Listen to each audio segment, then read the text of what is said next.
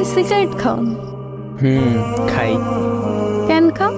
এখন থেকে আর কখনো সিগারেট খাবা না। কেন? আমি বলছি তাই। কে আপনি? জানি না, আমি আপনার কথা শুনবো কেন?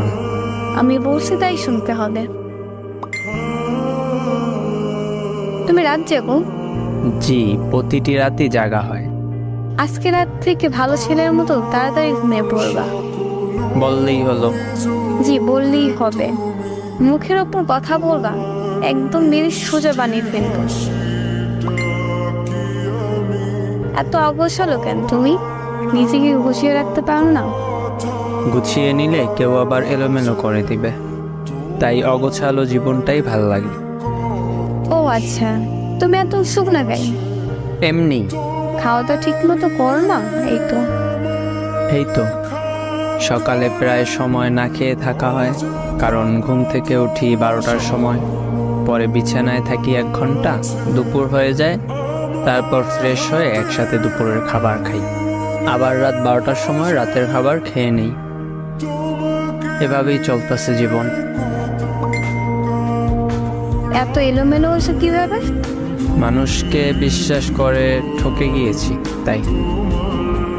ও আচ্ছা, মানুষটা ভুল ছিল, তাই ঠকে গেছো? হয়তো। কিন্তু এরকম ভাবে জীবনে চলে না। কাল থেকে সকাল তাড়াতাড়ি উঠতে হয়, খাবার, তারপর কলেজে যাবা, পরে দুপুরে নামাজ পড়া, বাসায় এসে গোসল করবা, দুপুরের খাবার খাবা, আর রাতের খাবার 10টার ভিতর খেয়ে নিবা। 12টা অবধি আমার সাথে কথা বলবা, তারপর 1 মিনিটও জেগে থাকবা না, বুঝতে পারছো? আমাকে এত শাসন করতেছেন কেন? আর আমি আপনার সাথে 12টা অবধি কথাও বা বলবো কেন? তুমি তো দেখি অনেক কথা বল, যা বলবো ওইটা করবা। করবা মানে করবাই, না বললে মার তো খাও নাই আমার হাতে, একদম সোজা করে ফেলবো। কাল থেকে আমার রুটিন শুরু তোমার লাইফে, মনে থাকো যেন। আচ্ছা, কিন্তু কোনো কিন্তু না, এখন বাইরে যা বলছে মনে থাকো যেন। আল্লাহ হাফেজ।